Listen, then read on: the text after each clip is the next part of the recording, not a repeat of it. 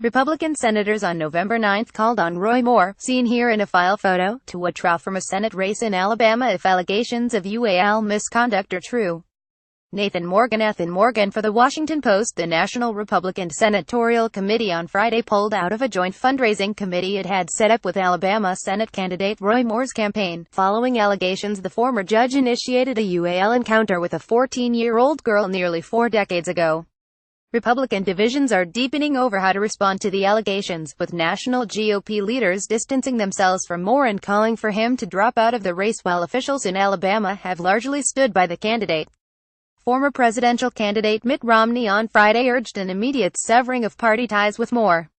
"Innocent until proven guilty is for criminal convictions, not elections," Romney tweeted, before referencing the woman who had accused Moore of inappropriate UAL contact when she was 14. "I believe Lee Corfman. Her account is too serious to ignore. Moore is unfit for office and should step aside." Romney joined his former rival, Sen. John McCain-Rares, in calling for Moore to step down immediately.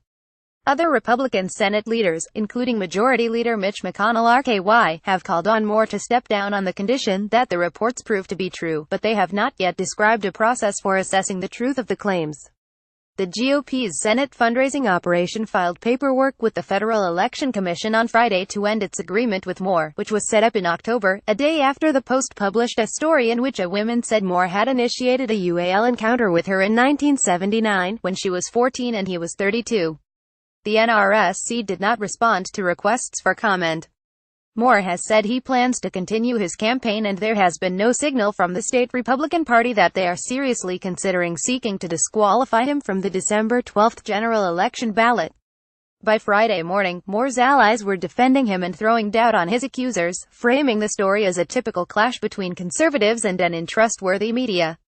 "What these women are doing is such a shame," said Alabama State Rep. Ed Henry in a Friday interview with Huntsville station WVNN-AM.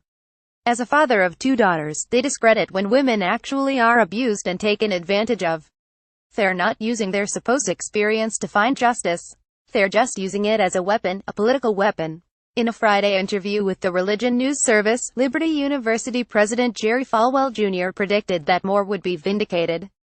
"The same thing happened to President Trump a few weeks before his election last year, except it was several women making allegations," said Falwell. "And I believe the judge is telling the truth."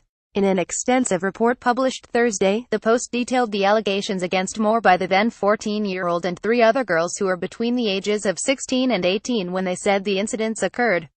None of the women sat out the Post. While reporting a story in Alabama about supporters of Moore's Senate campaign, a Post reporter heard that Moore allegedly had sought relationships with teenage girls. Over the ensuing 3 weeks, 2 Post reporters contacted and interviewed the 4 women. All were initially reluctant to speak publicly but chose to do so after multiple interviews, saying they thought it was important for people to know about their interactions with Moore. The women say they don't know one another. David.Weigel at washpost.com